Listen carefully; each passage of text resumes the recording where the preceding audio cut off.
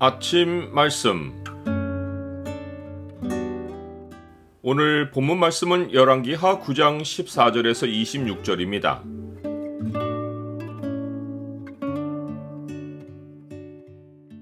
감찰하시는 주께서 재앙과 원한을 갚으신다.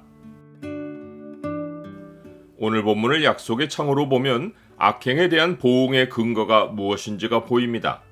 약속의 창을 보여주는 구절은 9장 26절입니다. 여호와께서 말씀하시기를 내가 어제 나봇의 피와 그의 아들들의 피를 분명히 보아노라.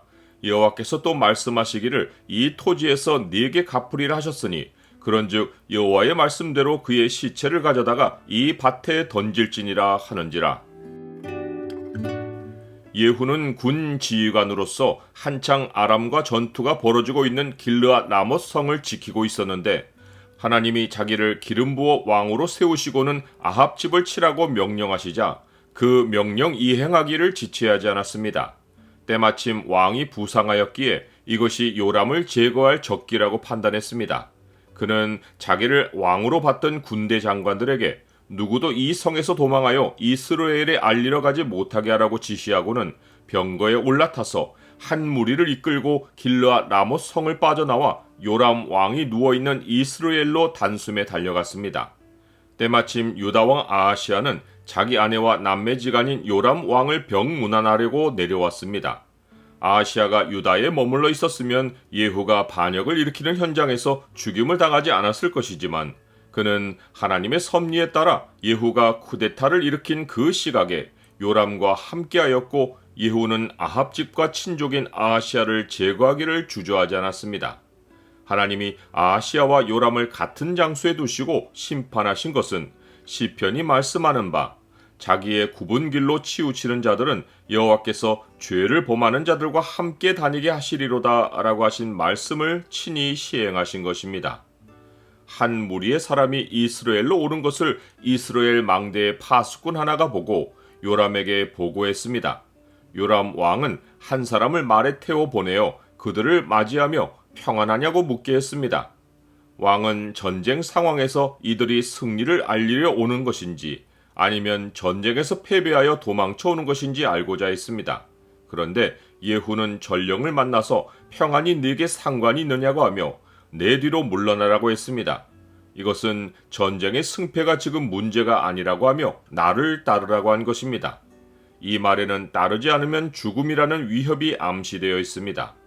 전령이 아무 저항 없이 예후를 따른 것은 죽는 것이 두려웠기보다 민심이 요람 왕에게서 다 돌아선 것을 알고는 오히려 쿠데타로 나라가 새롭게 되는 것이 더 낫겠다고 생각했기 때문입니다.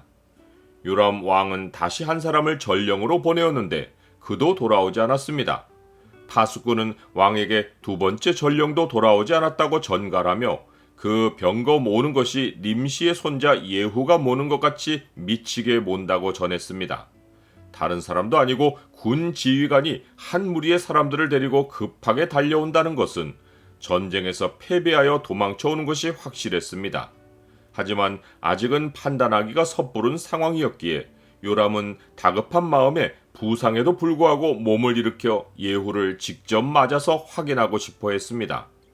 요람 왕이 예후를 왕궁에서 맞지 않고 직접 맞으러 나간 것은 자기에게 남은 지지 세력은 군대밖에 없다고 생각했기 때문입니다.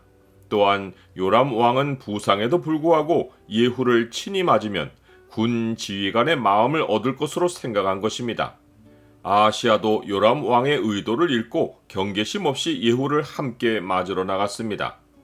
요람과 아하시아와 예후가 만난 장소는 다름이 아닌 이스라엘 사람 나봇의 토지였습니다.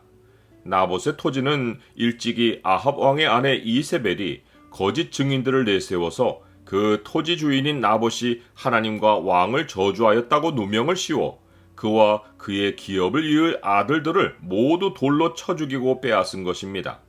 이 사실은 북이스라엘 백성에게 다 알려졌습니다. 그러하기에 예후는 나봇의 토지에서 요람이 자기에게 평안하냐고 물었을 때 아합이 아니라 이세벨을 언급하며 네 어머니 이세벨의 음행과 술수가 이렇게 많으니 어찌 평안이 있으랴라고 응답했습니다.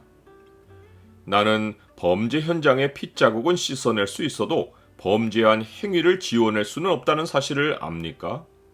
요람은 예후의 말을 듣자마자 반역을 직감했고 급하게 병거를 돌려 도망치려 했으나 예후가 힘을 다해 활을 당겨 요람의 등 가운데를 맞추었고 화살이 심장을 꿰뚫어서 요람은 즉사했습니다.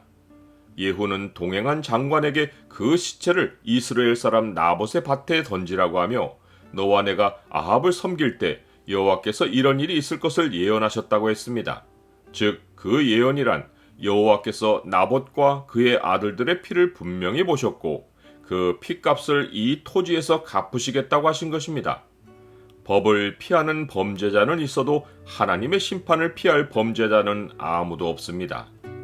여호와는 의인을 감찰하시고 악인과 폭력을 좋아하는 자를 마음에 미워하시는도다. 악인에게 그물을 던지시리니 불과 유황과 태우는 바람이 그들의 잔에 소득이 되리로다.